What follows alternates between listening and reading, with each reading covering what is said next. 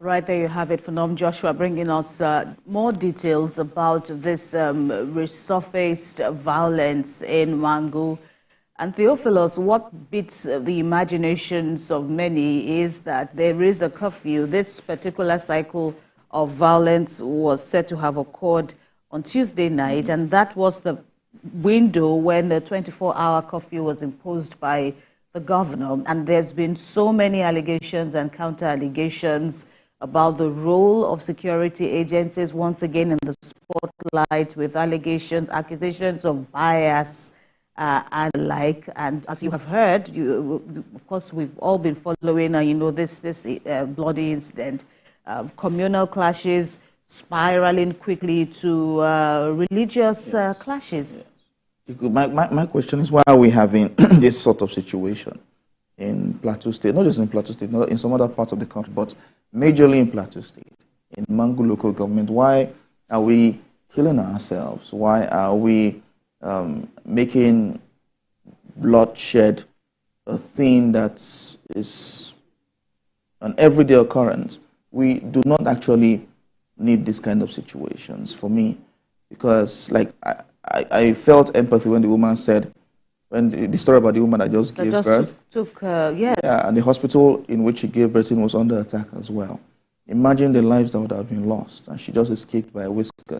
And imagine that man who was shot and taken to the hospital. Just imagine the condition that she would be in. Yes. Both the baby, a day-old baby, and even a woman who just, recently delivered, mentally still fresh. And all of that. Absolutely. She won't be able to be in the right frame of mind to take care of that child, or even to provide food for that child. It's quite disheartening that we are seeing this kind of situation. Plateau State has been in the news for so many killings, so many reasons, and it's more than high time that something really drastic is done about this situation. I understand the fact that we have security operatives there and they're actually trying to do their jobs and all of that, but we need more effort in these kinds of situations. We need security experts, security operatives to, put on their best and do the needful, because before we know it, Mangu will just be like a ghost town. Nobody will want to go there. And before you know it, we get to the whole of Plateau State, because when you go out of Nigeria, or some people who have not even gone out of Lagos, they have this mindset that Plateau State is in flames. Nobody will actually believe that. They don't want to believe that it is one local government or the other.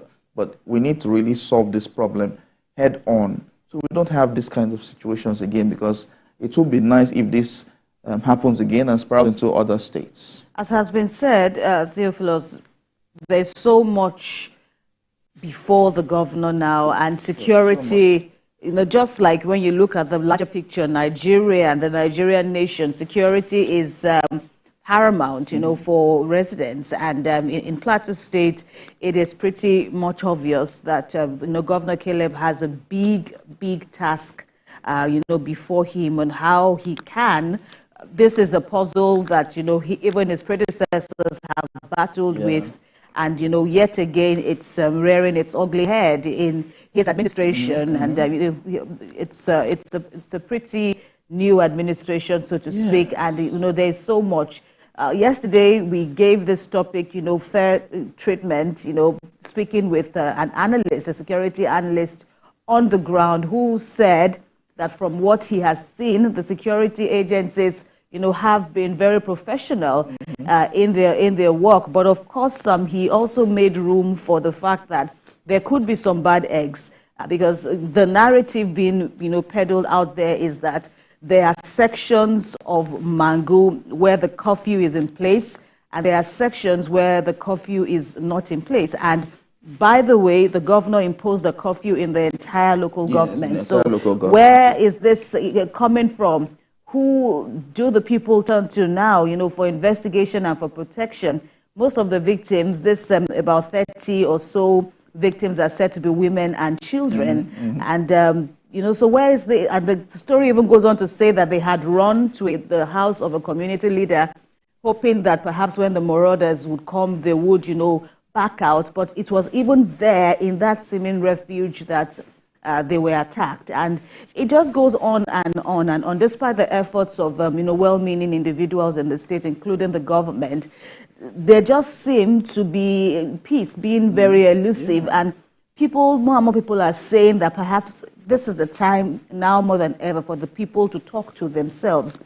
You've been living together for this long, Muslims and Christians. Someone was saying that there are more Christians and there are more Muslims in Mangu than Christians. And then we all hear the Muslim community will say there is no house of a Muslim still standing, mosques are being destroyed. The Christian community is also saying the same thing, that they also have their own share of losses. And you just wonder, how then do we get out of this this problem that we have on our hands? This division doesn't make us Nigerian.